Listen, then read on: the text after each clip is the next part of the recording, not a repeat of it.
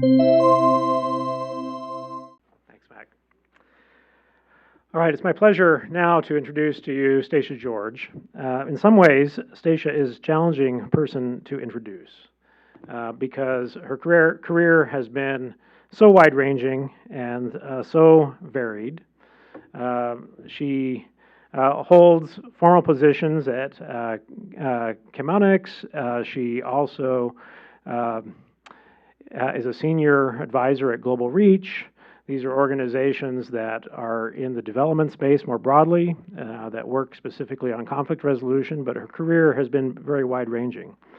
Perhaps the best way to think about our speaker today is that she is one of the relatively few people who is a genuine conflict resolution expert and has worked on 5 continents trying to resolve some of the world's most challenging conflicts with some of the most militant actors around. She has worked in the executive branch at USAID. She's worked in the legislative branches as well. She's worked as the Director of Conflict Resolution at the Carter Center in Atlanta, Georgia.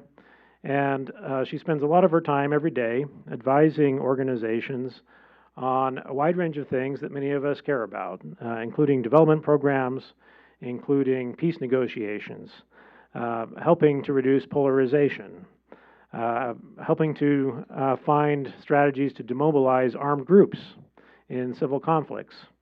And most recently, she's been spending a lot of time on helping bring American hostages that have been taken by armed groups in various parts of the world and get them home. She has a 9-year-old and has done all of that while being a mom. She really is getting to know Stacia George. She is somebody who is deeply and intensely curious about the world and pours all of her energy into trying to make it a better place, a more peaceful place, a more prosperous place. And this is her first time to BYU, and we're really excited to welcome her here. We will go today until 1 p.m. Part of that time will be a discussion and Q&A, and invite you to participate into that. Please join me in welcoming Stacia George to BYU.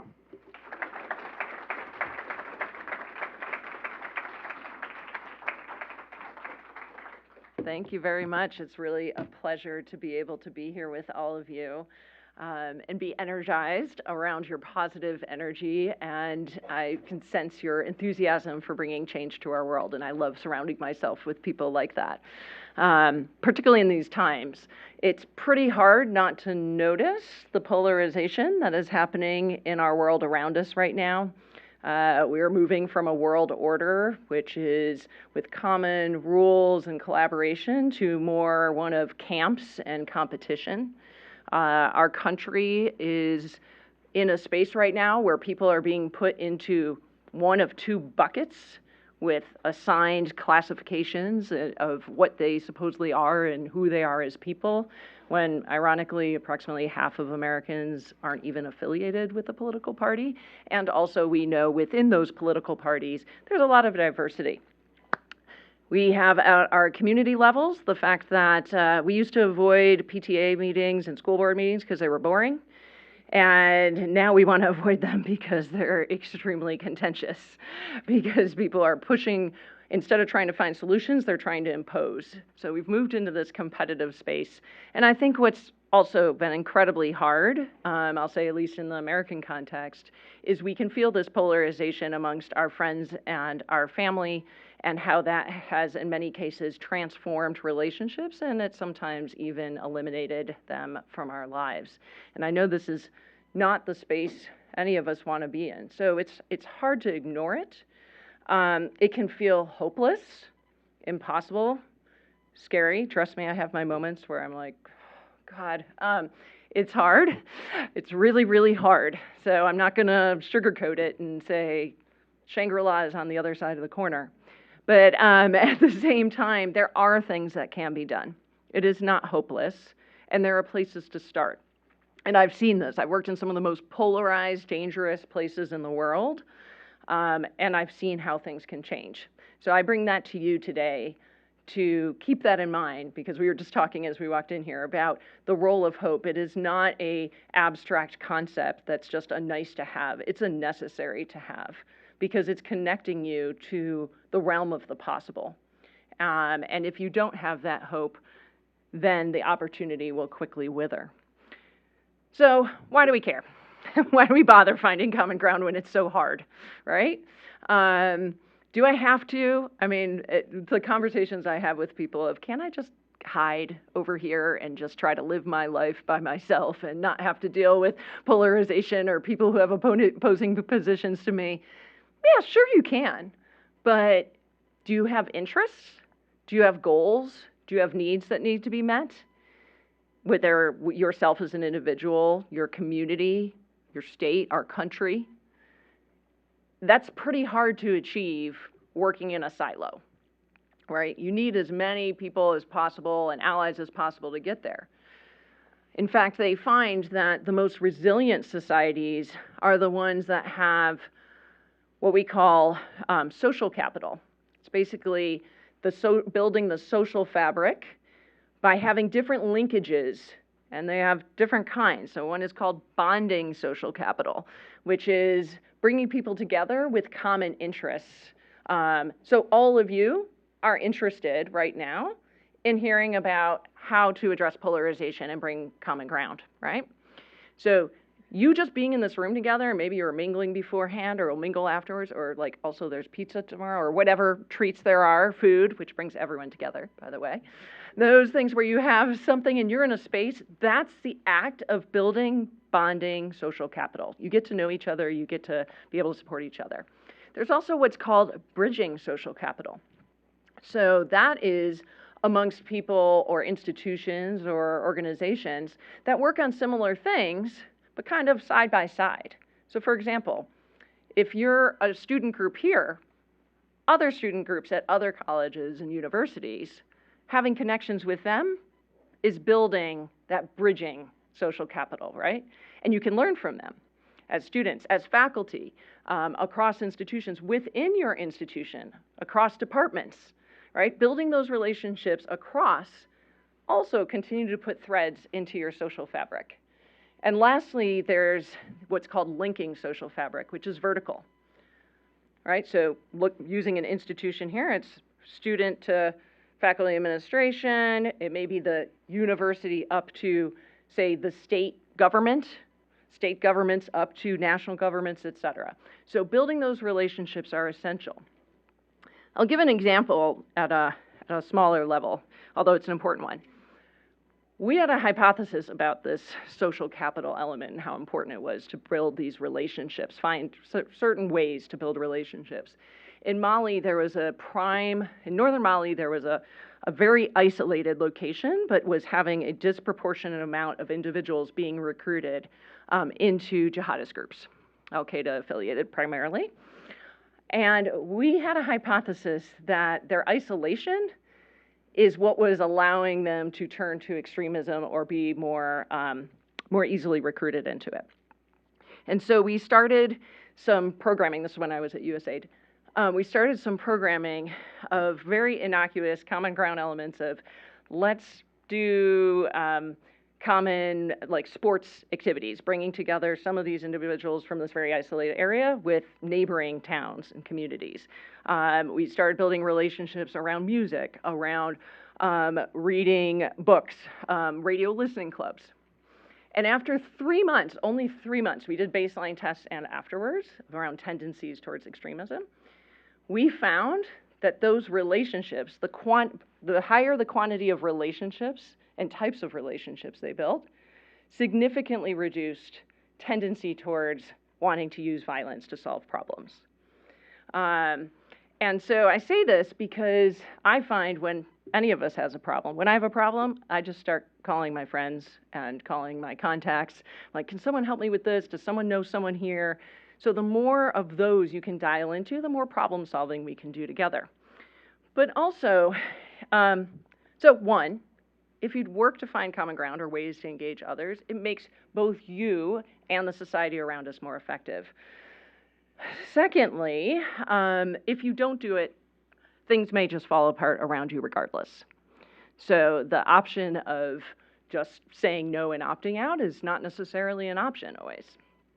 As noted, one of the things that I do is support families of American hostages and detainees overseas in various areas. And one of the families that we supported was the family of Keith and Aviva Siegel. Keith was released 10 days ago out of Gaza. His wife was released 2 months into her captivity as part of one of the original deals. And after Keith was released, his niece, Hannah, was in the news multiple times saying, I want people to understand that the reason why my aunt and uncle had to go through this is because there was not a willingness to try to find common ground and have a political situation. And the only reason my uncle and my aunt came home is because there was a political process and dialogue that got us there. And so I say that to remind us of dialogue and bringing people together does not just solve problems, it also can create it. And so we have to do whatever we can to create both that prevention as well as addressing it. So how do you do it? Doesn't mean it's easy, but I'm going to talk about a few practices and some examples. My first practice that I like to remind people is start by knowing that by working to find common ground or solve a problem together, it doesn't mean you have to agree with or like the people that or groups that you're working with. Okay? It's not a requirement. It's nice if you can get there, but it's not a requirement as a starting point. And this can be, to meet goals of things I've worked on, goals of making people safer, of democracy, of counter-authoritarianism, I have had to meet with some and work with some, we'll just say less than ideal individuals in terms of their ethics and their behavior. But at the end of the day, I need them to be able to get the goals that I'm setting forward. So always keeping in mind your goal. What's your goal? And I'm like, okay, I'm trying to bring a hostage home, or I'm trying to figure out how to get, sitting and talking to people who are, on the path to or affiliated with different terrorist groups and hearing about what they're thinking about. Like, these are, one would say, people who do horrible things, but I need to figure them out in order to understand how to get them not to, right? So I need to work with them to be able to save the others that are around them, okay? So you don't have to like them. You don't have to agree with them. This is one of the challenges I've noticed working, inside the U.S. government. One of the challenges frequently is things will get stuck in that way. I don't want to meet with them because I don't want to give them, recognition. It's not giving them recognition, it's really to your advantage to be able to understand what they're thinking. It's not giving them something. It's by not being able to talk or engage, you're not getting key information that you need to be able to figure out how to solve your problem, right? And trust me, I've had moments, I've dealt with staff being kidnapped, I've dealt with death threats on me, I've dealt with bombs coming over my head, and sitting in a concrete bunker for the third time that night because of every single night having multiple bombs hitting me in Kandahar, not easy to step back and be like, I really wonder what the Taliban are thinking right now and what they'd like, right? I really want to put myself in their shoes. Not always the easiest to do that, but I'm like, at the end of the day, if I would like to not be sitting in this concrete bunker with bombs coming down over my head, because I want to be able to do what I can do to try to protect the Afghan people and get them into a safe and secure place, I've got to start thinking about what it is they want. I have to understand where they're coming from. I don't have to like it. I don't have to like them, but I have to understand it. So that's principle number one. Let that go for a moment. Okay, principle number two, or practice number two. You need to understand why the individual or the group is doing what they are doing. This sounds really obvious, and it is remarkable how frequently I am in conversations and about long-standing issues in the world, and people cannot articulate to me why X group or why X individual is doing what they're doing. And they're not asking the question even. It is by understanding motivations that we can figure out what will move things forward in the direction that you want, okay? So you have to both understand the individual and you have to understand the ecosystem around them. Their own personal psychology, as well as what are the pressures, economic, social, political, et cetera. We call this systems thinking. In the field, you have to look at you look at the individual, and then you look at the entire system around them and the groups that they're in. What is influencing from different angles? For example, at the Carter Center was the independent observer of the Mali peace process. And we were talking about one day about how things were stuck a lot on the peace process. And we were deliberating, even though we were observers, they trusted us to kind of, at times, nudge in terms of facilitation to get them to the table, right? Again, when they would argue with each other and walk away. And we talked a lot about, one of our big impediments is the people sitting across the table from each other have literally killed the family members of the person they're talking to on both sides. So there's a discussion about what to do about Mali and their principles and their practices and what their group stands for. But then there's also the personal of, this guy just, took out half my family over the last 10 years. It's really hard for me to hear what they're saying, right? It's really hard for me to believe what they're saying. And that's an important element I'll come to in terms of the psychology we need to think about when we're trying to engage in these issues. And we're all there. It's not just the person we're talking to. We have to recognize where we are as well, working in these spaces. So in fact, President Carter, one of the examples I like to give where he was, that people told me about, because he was just exceptional about this, is he was getting ready to meet with Secretary General Brezhnev during the negotiations related to arms treaties. And they said they saw him laying on the floor of the Oval Office on his back with his eyes closed for like 15 minutes. And they were all like whispering over on the side, like, is he dead? Is he okay? Should we intervene? We're not sure what to do.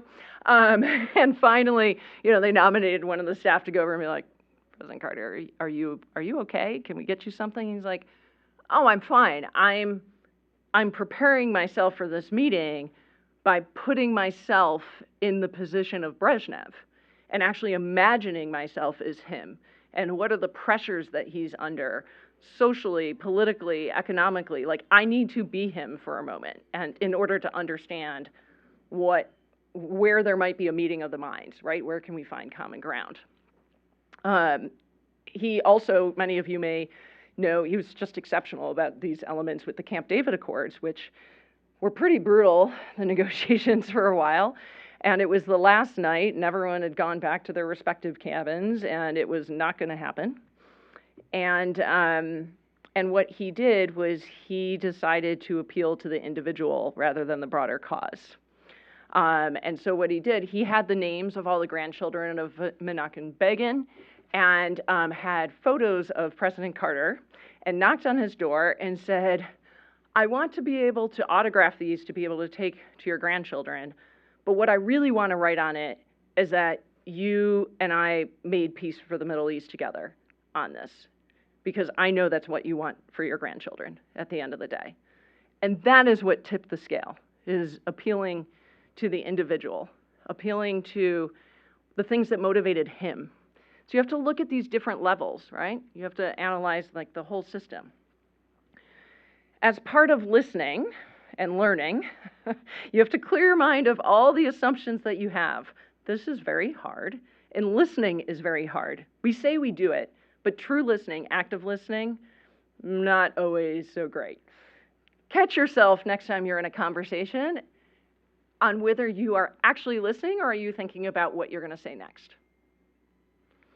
So one of the biggest exercises that when people say, oh, I want to have difficult conversations in my campus at my university, I'm like, well, first you need to not be going in assuming you're going to have a conversation.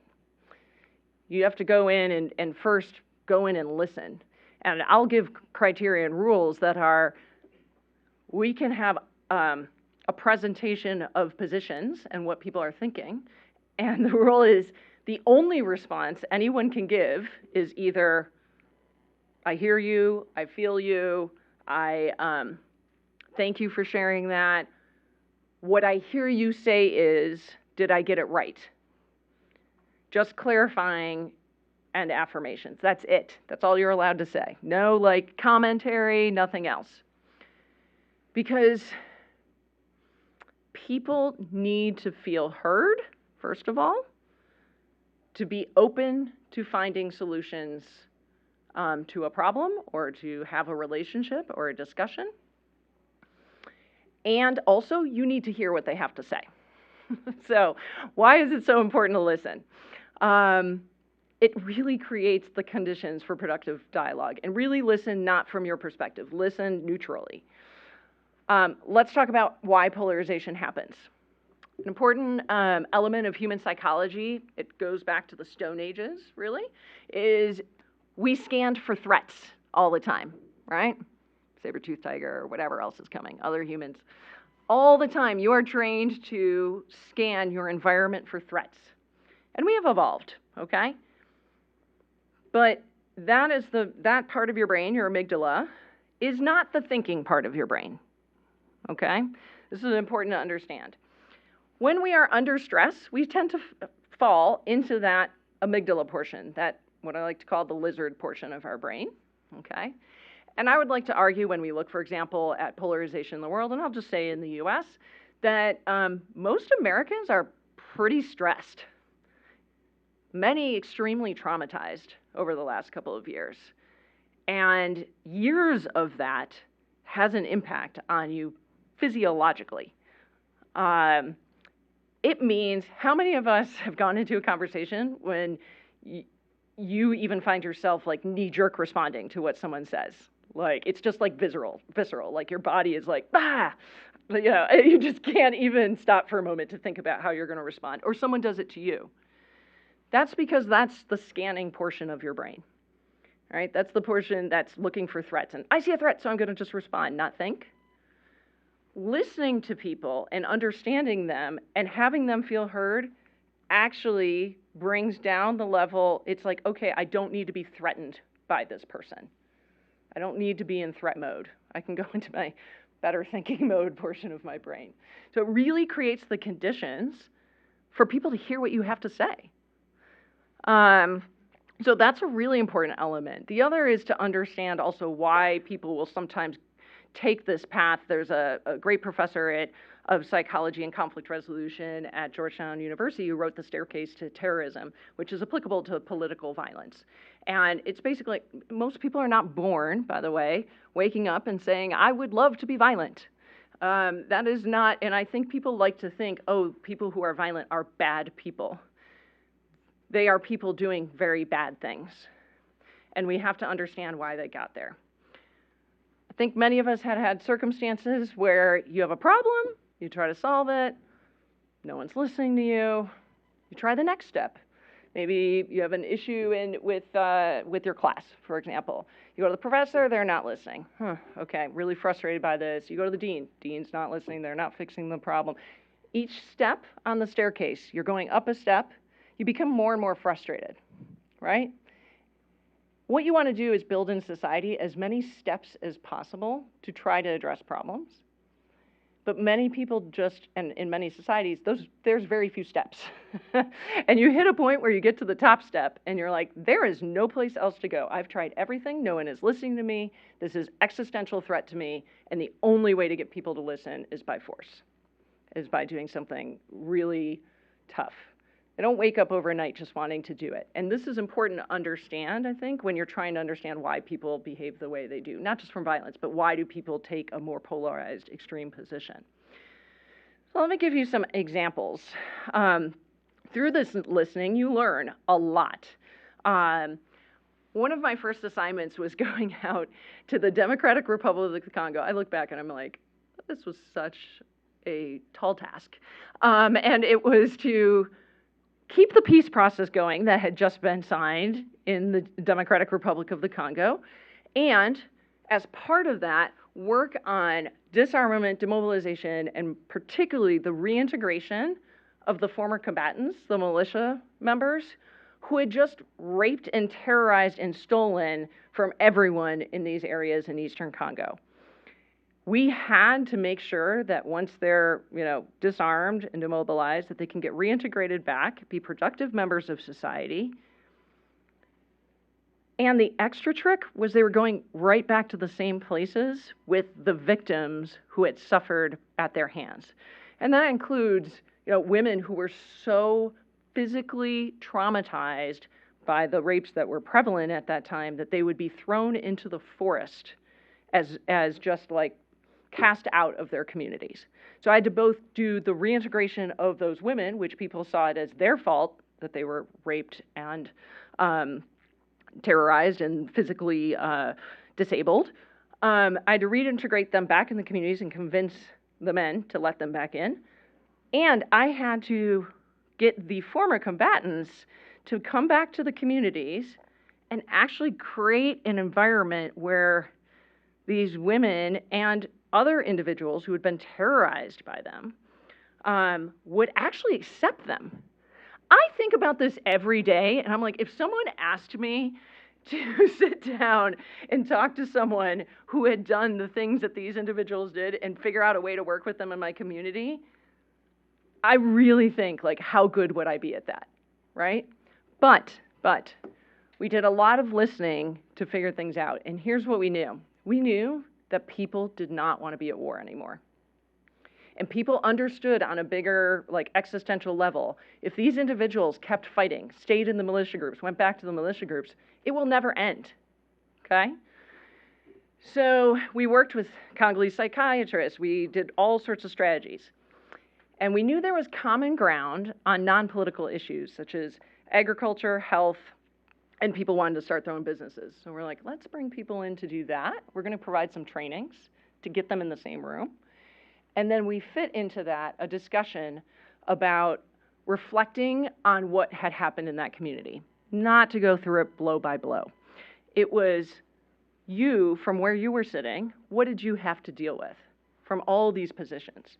And what we did is we created the common ground where everyone realized, no matter where they sat, if you were a militia member, if you were a victim, everyone had to make incredibly hard choices in their community. Go fight with these groups where you terrorize the people you love, but you need money to pay for your family to have food, or they held you at gunpoint and said you had to, you didn't have a choice, right? The people who didn't, they also had to make tough choices, right? They weren't going to be part of the group, but they were going to suffer at it. And they all could find this common ground together. It was incredibly powerful. And what we did with them is we then had them do an exercise called reaffirmation of values. And they decided, well, what are our values moving forward together? And they decided them community by community, and we're like, this is what we're going to stand for. And they did. And I still think about it, it's so remarkable, but it was that common ground of understanding mutual suffering. I'm going to give some other examples related to that. I did some work in central Mali related to peace processes there. No one could get access into those areas, but we knew they cared about health. And so we were able to work with the community members when I was at the Carter Center, work with community members, work with the government to learn how to negotiate ceasefires by going to the different militia groups and saying, if you do not give us a ceasefire through this area, we can't provide health services to people, to community members. And the jihadist groups agreed with that. They were like, yeah, we support health. Many of you may have heard about the guinea worm ceasefire that President Carter negotiated in Sudan. He got the whole war to stop for a very significantly long time comparatively, because everyone agreed there needed to be guinea worm eradication. So finding some ways to get things to get started. I was working on Syria, and before the most recent elements, we knew that there are three governing areas of Syria, and we knew that there eventually needed to be some sort of area, some sort of way eventually for the whole country to come together, but it was so divided, and I mean it by government institutions, et cetera. So we surveyed around where there was common interest amongst Assad's government areas, the Northwest and the Northeast. And we had education and unexploded ordinances of common concerns. I personally didn't care what the topic was. The point is, it was something of mutual interest. And we knew that if we could work on these topics and start getting people around the table, you start building the relationships and the trust that you then can take to the next conversation that's a little bit trickier, right? Like, you have to meet people where they are. Sometimes we call it, you have to aim for low-hanging fruit to get the process started. That's why people will always criticize sports programs for peace. I'm like, everyone can come together around sports, right? Like sports or music, etc. Food always is something that comes up a lot. It's non-controversial, it's non-political, but it's something where people can have some common ground and be like, yes, I love this thing together, just like you, right? And you start building the relationships. I want to talk a little bit about how we worked this in the US and some lessons for that, and then I'll finish up and open up for questions in terms of talking about common ground. So at the Carter Center, they normally didn't work much in the US for various reasons, except on mental health programming. But with the issues that they were seeing, like, we work on democracy and elections everywhere in the world. It's kind of strange to not work on it in the US. And we were very concerned about the polarization that we were seeing. So my team and I's assignment was to figure out how to build cross-partisan coalitions in key swing states, so Georgia, Florida, North Carolina, Arizona, Michigan, Wisconsin, so the easy places, and be able to bring people together across the political spectrum to see what we could do to try to counter some of the polarization that we were seeing, some of the anti-democratic activity we were seeing. So we were like, are we going to get anyone? I don't know. But the way it started, it all starts with relationships. So we had a right and a left-leaning lead. By the way, I don't mention parties on purpose. This is one of the things, like, let's not put people in buckets or like very concrete buckets, right? So we had right and left-leaning lead for each state. And they worked with relationships they had of people who were thinking similarly to them to say, hey, like, what are you thinking about things going on? Where are you? Let's see what we might be able to do to get together. And there was one theme that came out, no matter what, no matter who they were talking to. I am exhausted and I am afraid. It didn't matter where they sat, they felt that way. We're like, okay, we have a starting point. You may be exhausted and afraid for totally opposite reasons, but you're all feeling the same emotions. So now let's start coming together and talking about, why is that? What can we do about that? None of us want to live like this, right? And it led to a conversation of, well, what are the things we're concerned about? Took 6 months, so that's my other suggestion. Strategic patience, because process is product. These things do not always happen overnight, okay? Do not rush it, because it can also backfire on you. But what they came up with was, they're like, we can all agree that we want to see an honest process, right?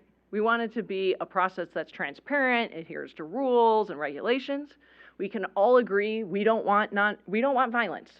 We don't want to support anyone who's supporting violence. That's not the solution. Violence should never be the solution. We can all agree we want secure voting. We can all agree that we want oversight on our democratic processes.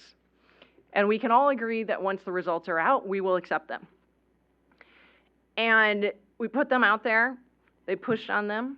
They found different ways they could work together on them. In North Carolina, they created a cross-partisan election commission that they then gave suggestions to the governor on and the Secretary of State to change their processes.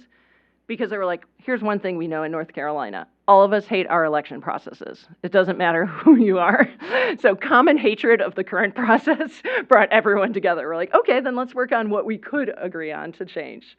So you're finding these common grounds as a starting point. And what it did also is it made a safe space for people to stand up and say, hey, I agree with you. I agree we shouldn't have violence. I agree we should try to adhere to our, right? The more people we brought in, the more safety there was in numbers. So as I said, like, you can find areas to bring people together where you may have common concerns or you may have common emotions. It doesn't necessarily have to be the same motivations behind it, right? For example, in the US, as we talk about immigration, some people may be pro-immigration for their business. Some people may be pro-immigration for human rights issues. Some people may be pro-immigration because they like to see diversity in our country. Those can be very different reasons, but they're all for the same cause, right? So you gather people together. So you can work towards common ground if you start with knowing that you don't have to always agree or like who you're working with, but you may find you do eventually. You need to understand why the individual or the group is doing what they're doing. What's their motivation? What do they care about? Have patience with that process. Start with low-hanging fruit.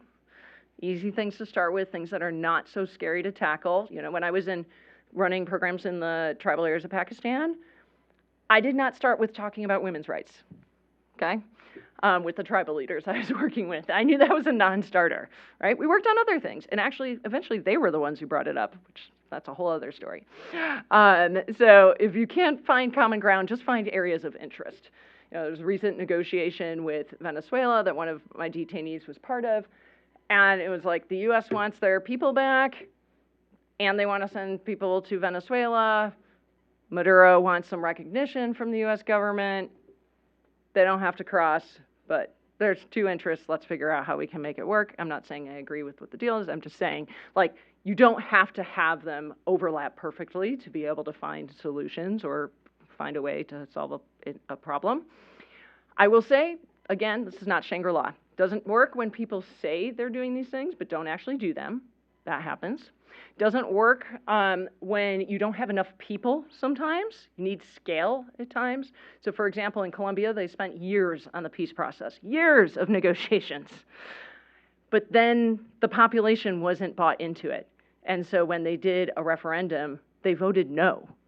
So that doesn't matter that a small group had figured out yes and gotten to common ground. They needed all the people and stakeholders. And lastly, you can find common ground, but sometimes there are things that you're just still not going to solve the problem, but at least you're working on it together and you find other ways to be able to get at it. So what can you do to stop polarization? Reflect, catch yourself when categorizing people or groups or things. If you find yourself using the word all or none, stop yourself. Rarely that is true. All people do this, all X do that, no one does. It's rarely true. There's always an exception. When someone gives you a contrary opinion to your own, be open to it. Research it yourself. Get smart on digital literacy, please. There's a lot of mis and disinformation out there, and encourage everyone you know to get smart about it as well. Go to primary sources. You make your own decisions about the information you're getting. And no, it takes a long time, but a lot of effort put into these processes can make a difference at a very critical moment.